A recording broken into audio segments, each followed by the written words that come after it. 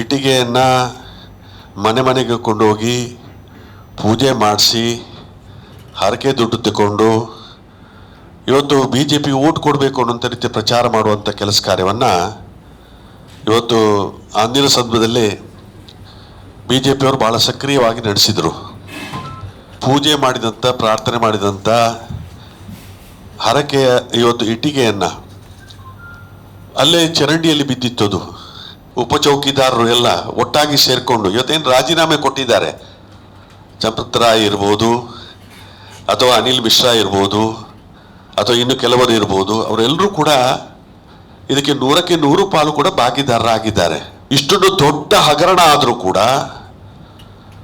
IT ಏನು ಮಾಡ್ತದೆ, ED ಏನು ಮಾಡ್ತದೆ ಅಥವಾ CBI ಏನು ಮಾಡ್ತಾ ಇದೆ, ಯಾವುದು ಕೂಡ ಸಂಪೂರ್ಣವಾಗಿ ನಿಷ್ಕ್ರಿಯ ಆಗಿದೆ.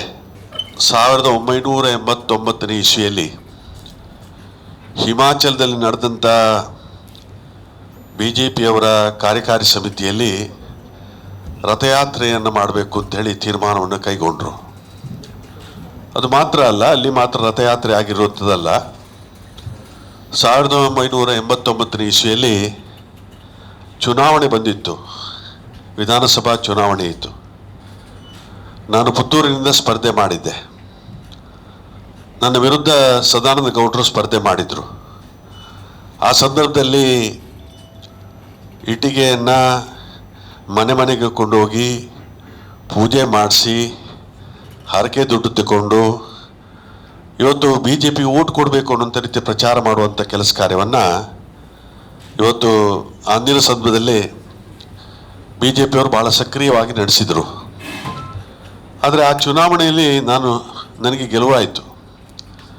ನಂತರ ಪೂಜೆ ಮಾಡಿದಂಥ ಪ್ರಾರ್ಥನೆ ಮಾಡಿದಂಥ ಹರಕೆಯ ಇವತ್ತು ಇಟ್ಟಿಗೆಯನ್ನು ಅಲ್ಲೇ ಚರಂಡಿಯಲ್ಲಿ ಬಿದ್ದಿತ್ತದು.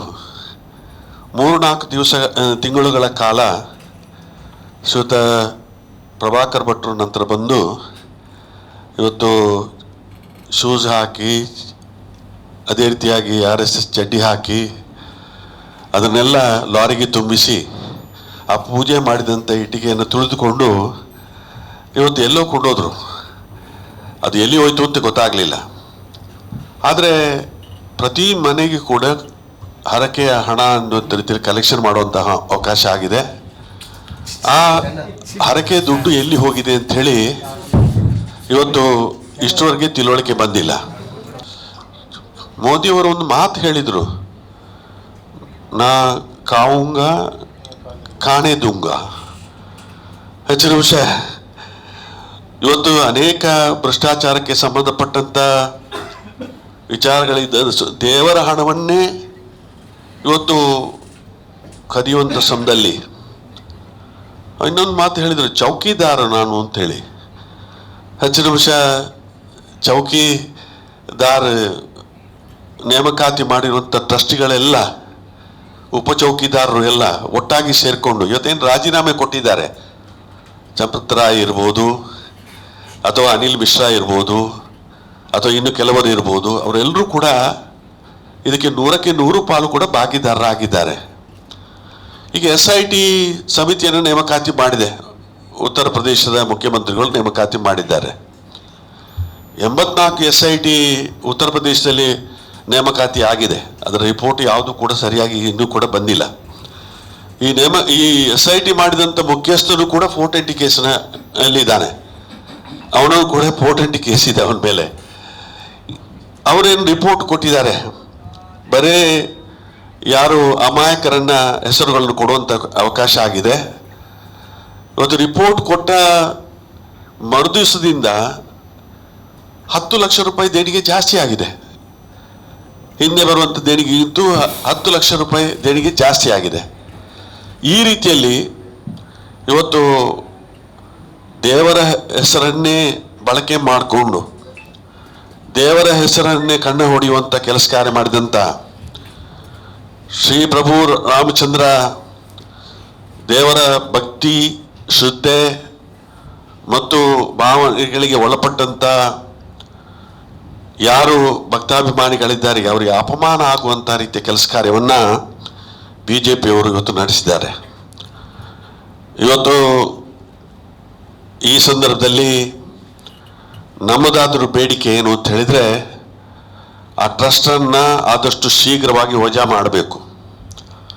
ಯಾರು ಮಹಾಸ್ವಾಮಿಗಳು, ಶಂಕರಾಚಾರ್ಯ ಮಹಾಸ್ವಾಮಿಗಳಿದ್ದಾರೆ, ಅವರ ಸ್ವಾಮಿಗಳನ್ನು ಒಳಪಡಿಸುವುದರ ಮುಖಾಂತರ ಇವತ್ತು ಸುಪ್ರೀಂ ಕೋರ್ಟ್ ನಿವೃತ್ತ ನ್ಯಾಯಾಧೀಶರನ್ನು ಒಳಪಡಿಸುವುದರ ಮುಖಾಂತರ ದೇವಸ್ಥಾನದ ನಿರ್ಮಾಣ ಮತ್ತು ದೇವಸ್ಥಾನದ ಭಕ್ತಾಭಿಮಾನಿಗಳನ್ನು ಸೇರಿಸಿಕೊಂಡು ಇವತ್ತು ಪುನರುಪಿ ಆ ಟ್ರಸ್ಟನ್ನು ನಿರ್ಮಾಣ ಮಾಡುವಂಥ ಕೆಲಸ ಕಾರ್ಯ ಮಾಡಬೇಕು.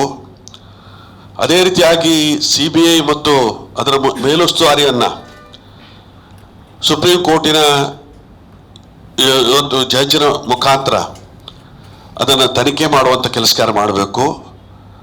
ಆದಷ್ಟು ಶೀಘ್ರವಾಗಿ ಸತ್ಯಾಂಶ ಹೊರಗಡೆ ಬರಬೇಕು. SITಯಿಂದ ಒಂದು ರಾಜ್ಯಕ್ಕೆ ಸಂಬಂಧಪಟ್ಟದ್ದು.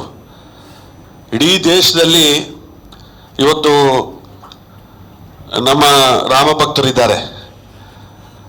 ಅದೇ ರೀತಿಯಾಗಿ ಪ್ರಧಾನಮಂತ್ರಿಗಳು ಇನ್ನೊಂದು ಮಾತು ಹೇಳ್ತಾ ಇದ್ರು, ಪ್ರತಿ ಸಂದರ್ಭದಲ್ಲಿ ಕೂಡ ಮನ್ ಕಿ ಬಾತ್ನ ಬಗ್ಗೆ ಮಾತಾಡ್ತಾ ಇದ್ರು. ಇಷ್ಟೊಂದು ದೊಡ್ಡ ಹಗರಣ ಆದರೂ ಕೂಡ IT ಏನು ಮಾಡ್ತದೆ, ED ಏನು ಮಾಡ್ತದೆ, ಅಥವಾ CBI ಏನು ಮಾಡ್ತಾ ಇದೆ, ಯಾವುದು ಕೂಡ ಸಂಪೂರ್ಣವಾಗಿ ನಿಷ್ಕ್ರಿಯ ಆಗಿದೆ. ಇಂಥ ಸಮಯದಲ್ಲಿ ಮನ್ ಕಿ ಬಾತು ಕೂಡ ಇಲ್ಲ. ಸಣ್ಣ ಪುಟ್ಟ ವಿಚಾರಕ್ಕೆ ಮನ್ ಕಿ ಬಾತು ಬರ್ತದೆ. ಕೋಟ್ಯಾಂತರ ಇವತ್ತು ಭಕ್ತಾಭಿಮಾನಿಗಳಿಗೆ ಅವರ ಭಕ್ತಿ ಮತ್ತು ಶ್ರದ್ಧೆ ಮತ್ತು ಭಾವನೆಗೆ ಆಘಾತ ಆದಂಥ ಸಮಯದಲ್ಲಿ ಪ್ರಧಾನಮಂತ್ರಿಗಳು ಉತ್ತರಿಸಬೇಕು. ಪ್ರಧಾನಮಂತ್ರಿಗಳು ನೇರವಾಗಿ ಇವತ್ತು ನೇಮಕಾತಿ ಮಾಡಿದ್ದಾರೆ. ಚಂಪತ್ ರಾಜ್ ಅನ್ನುವಂಥ ವ್ಯಕ್ತಿ ಮೋದಿಯವರು ಅಂತ ಹೇಳಿದ್ರೆ ಸಾಕ್ಷಾತ್ ಮಹಾವಿಷ್ಣುನ ಪ್ರತಿರೂಪ ಅನ್ನುವಂಥ ರೀತಿಯಲ್ಲಿ ಉಲ್ಲೇಖ ಮಾಡುವಂಥವರು ಇವತ್ತು ಅವರನ್ನ ಟ್ರಸ್ಟಿ ಮಾಡಿ ಇವತ್ತು ಅವರು ಕೂಡ ನೇರವಾಗಿ ಅವರೆಲ್ಲರೂ ಕೂಡ ಭಾಗಿತ್ವರಾಗಿದ್ದಾರೆ. ಆ ದೃಷ್ಟಿಯಲ್ಲಿ ಸಮಗ್ರವಾದಂಥ ತನಿಖೆ ಆಗಬೇಕು.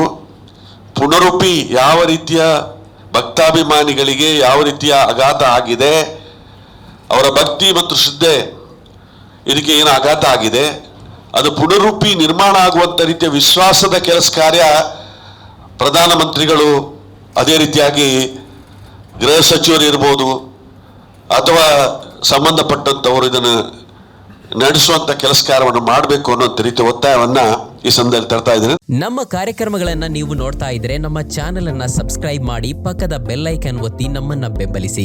ಹಾಗೆ ನಮ್ಮ ಕಾರ್ಯಕ್ರಮಗಳನ್ನ ಲೈಕ್ ಮಾಡಿ, ಕಮೆಂಟ್ ಮಾಡಿ, ಅದನ್ನ ಬೇರೆಯವರಿಗೂ ವಾಟ್ಸ್ಆಪ್ ಮೂಲಕ ಶೇರ್ ಮಾಡಿ. ನೀವು ಹೀಗೆ ಮಾಡಿದಾಗ ನಮ್ಮ ಚಾನೆಲ್ ಇನ್ನಷ್ಟು ಮತ್ತಷ್ಟು ಜನರಿಗೆ ತಲುಪಲು ನೀವು ನಮ್ಮೊಂದಿಗೆ ಸಹಕರಿಸಿದ ಹಾಗಾಗುತ್ತೆ. ಇದು ನೀವು ಯಾವುದೇ ಖರ್ಚಿಲ್ಲದೆ ಕೆಲವೇ